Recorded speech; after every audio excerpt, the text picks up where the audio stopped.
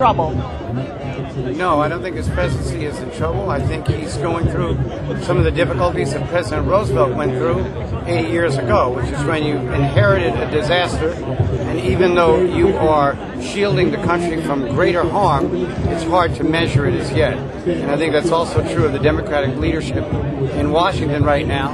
I think as time goes on, we'll see that a lot of the stimulus package and a lot of the efforts that they've made will and have been helpful to people. We had 500, 600, 700,000 people losing their jobs every month. Last month we had 63,000 people gaining jobs. Now people are in a lot of pain and they rightfully react to it, and I certainly understand that.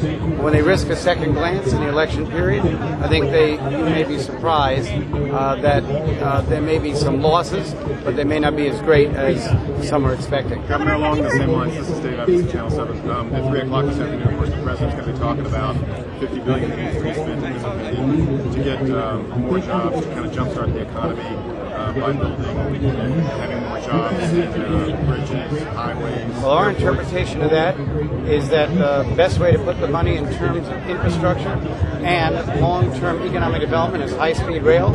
And Senator Gillibrand just told me what the president will say at 3 o'clock. And I have already gotten in touch with our transportation commissioner, Stan G., and we will have our application in tomorrow morning if they want it. Well, I think everything makes a difference, but we have to understand that we are in an historic recession, a long-term recession, kind of like what the country went through in the 1870s. In some respects, if it lasts too long, you could call it a mild depression. But I don't think that we have significantly cut back, reduced our spending, or have adapted the culture we need to get back to recovery. And until we, as a society, recognize the gravity of the situation, I don't think we'll be recovered. Marcia Kramer from CBS. Questions have been raised about Hisham El-Zinadi. He's the man who supplied the money to buy the land, the building where the mosque at Ground Zero is going to be located. There are questions about him getting the money through Medicaid fraud and insurance fraud. Do you think that ought to be investigated? Well, I think that generally speaking, when someone makes a private sale and private purchase, that investigating the individuals would be improper. And accusations do not constitute proof that that actually happened. I think the greater issue involving this situation is how can we bring New York's people back together?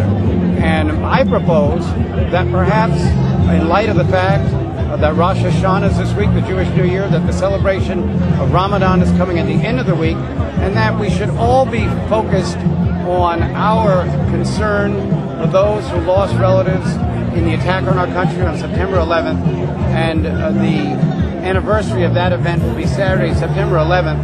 Perhaps we might think more in terms of supporting those families who are on both sides of this issue, as all of us are, and maybe all step back and try to devote a week of peace. And so myself, I'm going to try not, as much as I can, to talk about that issue for a week, just to see if this exercise would help New Yorkers and Americans remember that the terrorists didn't care who we were when they attacked us, and we should think a lot about the fact that in many ways we were all victims and should unite with each other. Governor, on 9/11, both sides have planned demonstrations to support the mosque and are effective. Both are having big demonstrations on 9/11. Your reaction to that? Well, I think that that's a distraction from the terrible tragedy only 9 years ago that this country suffered, and that Ground Zero is actually the epicenter of it. I would hope that one day out of the year that we could all come together and think about the suffering.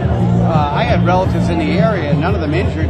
I had friends who were killed, and I think we all did too. And I think it might be a better message for our long-term brotherhood with each other if everybody put down their weapons, whether verbal or otherwise, and just observe a day of peace and a day of remembrance for what happened, particularly in the midst of high holy days this week, and maybe that would help us sit down and reason out a solution to this problem. Governor Paterson, Congressman Rangel. I have no idea. I don't know.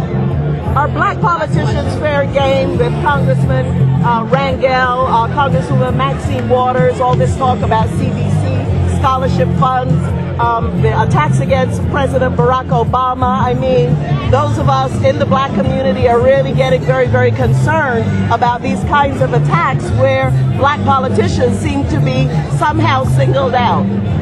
Well, certainly the National Caucus of Black Legislators has looked into the amount of money that is spent on these types of investigations, and it might be worth looking into since a number of very successful and high-profile people who've never been in any kind of trouble and suddenly in the last year and a half to 2 years have been accused of a number of issues. But that's something that would require a lot of research, and perhaps it wouldn't be a bad idea to look into. Thank you.